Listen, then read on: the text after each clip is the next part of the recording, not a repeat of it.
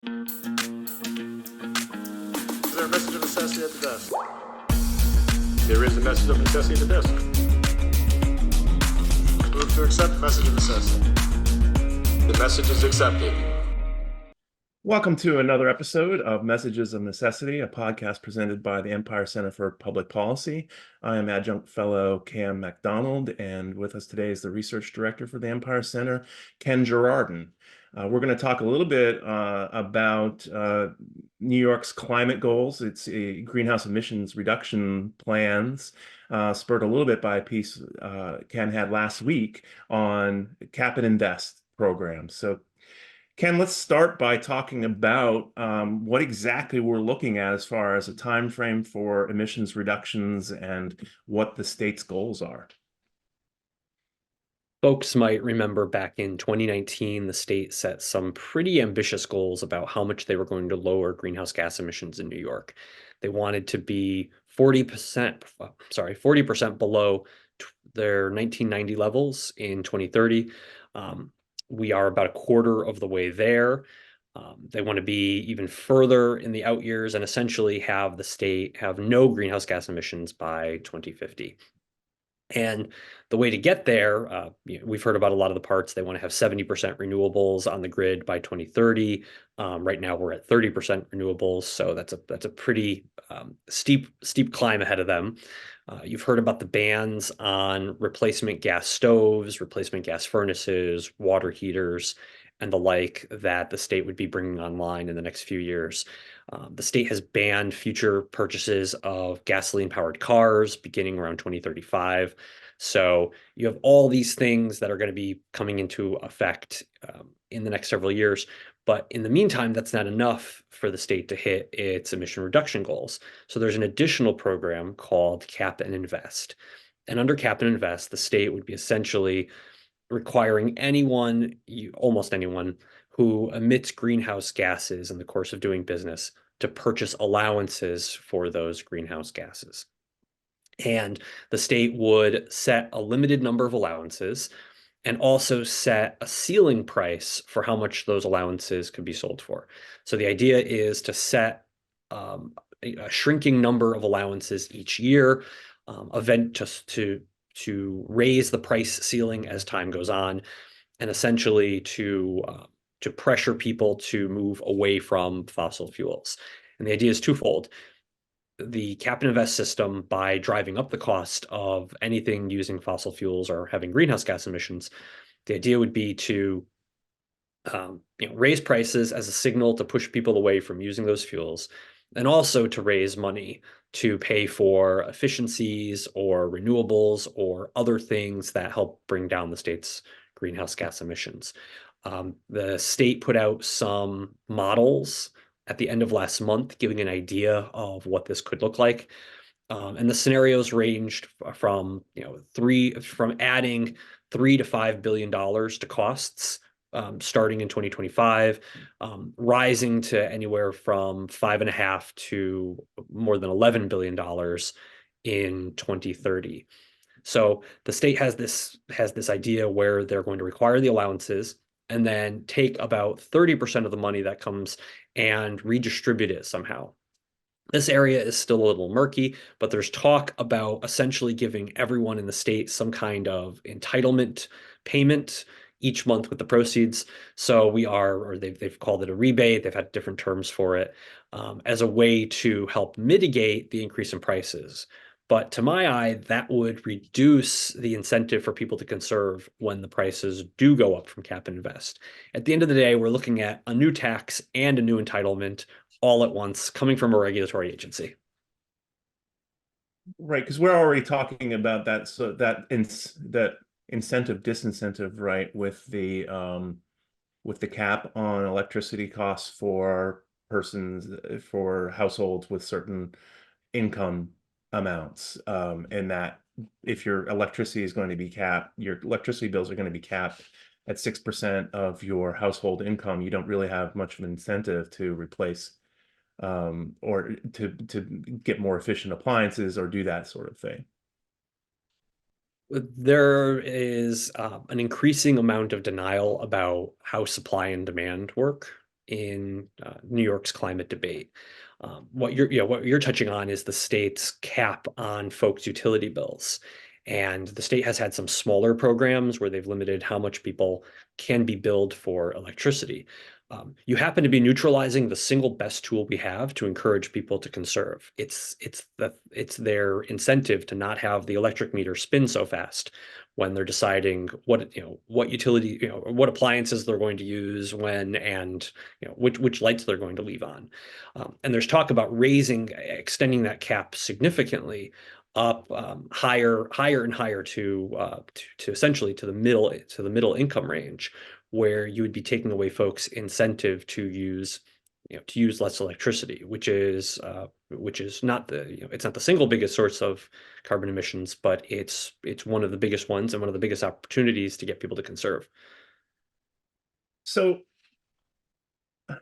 something that comes to my mind on the Cap and Invest program is that, yes, okay, so you're going to do these allowances and have these amounts paid in by companies doing business based in New York. And then you're going to rebate consumers and others in New York State. But the reason for that is the fact that you're recognizing there's an inflationary effect for these businesses. So what about the business they do out of state? If I'm a producer of a product and it's raising the prices for my consumers in New York, but 60% of my market is outside of New York, how can I be competitive with people from states that don't have this program? You're hitting on one of the many, many questions that the state is going to have to answer in terms of explaining how do you draw a line around New York and decide what upstream emissions are attributable to New York, which ones aren't. One of the biggest, one of the biggest gaps in this thinking is the fact that there's federal preemption for certain things, and the state wouldn't be allowed to apply cap and invest there. And that the single biggest thing where there's federal preemption is aviation fuel. So you will have someone looking to drive from Long Island to the Finger Lakes is going to be paying something in the range of 30 to 40 to 50 cents more per gallon of gasoline because of cap and invest. And this is just in the next few years. They're going to be paying 30 to 50 cents more, depending on what final rules the state sets. But someone who wants to hop in a jet in Montauk to go fly up and get better wine upstate will have to, they'll be exempted from the cap and invest rules, while they are arguably doing a lot more to drive up state greenhouse gas emissions than the family in the minivan. So here's where I'm confused then, and perhaps the legislature is going to be just as confused when they actually have to deal with it, because this is, if they're going to be doing some sort of rebate or tax credit program, theoretically that would require an actual law being passed. But New York is New York. We'll wait and see for that. But how are you going to calculate these rebates for people, for somebody who commutes 60 miles each way to work every day, and the person who mostly works from home and commutes 10 miles each day, one day a week? It is not clear. There's been talk so far about creating some kind of differential in the rebating system depending on where folks live, which will be it would be a very, very interesting conversation for the legislature to have. And that's a reminder that the legislature isn't having this conversation. This is the legislature having set a goal, and instead of setting policy to reach that goal, they've gone to the folks at the Department of Environmental Conservation, who are very smart, but are not the people's elected representatives. And the DEC has been empowered to go and set policy and to decide where all these changes are going to be made. And I'll say this, in fairness, cap and invest as a concept is more academically defensible, or I should say, a cap system is more academically defensible than most of what was going on under Governor Cuomo. Governor Cuomo was, I mean, for him, climate stuff was a jobs program first, a photo op second, and maybe something with some environmental benefits third. With a cap system, you at least have the potential to go find the lowest marginal cost reductions in the economy, where people will find the most efficient ways to comply. Now, when you put on top of it the fact that a bunch of it's going to get redistributed, and you're not doing a proper cap system that fully rewards people for for conserving the way you would with a fixed system where you weren't trying to essentially skim money off the top, that really diminishes the effectiveness of the program. And ultimately, when Albany gets involved with anything that involves large amounts of money, we can rest assured that the final product will not be intellectually optimized, if I can be charitable. Yeah, well, I've obviously, because we've seen that they're incapable of getting pot sales off the ground, even though it's a They're beloved the and only favorite. they're the only drug dealers in New York who can't turn a profit. So, so we're talking about the legislature having to do some hard work and this being a difficult task. The chart that really jumped off your piece last week was the fact that um, it just so happens that New Yorkers are going to be feeling the greatest potential pain and expenses from this, start feeling it really the beginning of 2027. Now, the cynic in me says, well, that gets everybody past the 2026 election. Is there any other good explanation for that line, the graph not to have an even slope, and the fact that it just jags up so suddenly at the beginning of 2027, other than my cynicism and maybe yours? You're talking about the price ceiling for the Yes. maximum amount folks would have to pay to buy allowances in New York, and the fact that it starts at one level in 2025, goes up about 5% in 2026, and then doubles in 2027. Now, the cynic in you might have read the history of the Climate Act in 2019 and seen how Governor Cuomo took the worst parts out that were planned for 2022. Because come to find out, it's unpopular to run for reelection when the lights aren't working or when people's electricity rates have doubled, both of which would have been a possibility if the state had charged ahead with its original goal of 38% renewable power by 2022, which in retrospect was they had a better chance of landing on the moon than getting to that level without having a major drop off in reliability or costs exploding. So yes, the way it's structured right now, it looks like the state is going to push off the worst of the pain. That means, the biggest gas price increases, the biggest fuel price increases, the whole shebang, until immediately, like weeks after the 2026 general election, which just really undercuts the claims that this is about an emergency, that the state needs to reduce emissions as quickly as possible. What they mean is they need to reduce emissions as quickly as possible after the next election.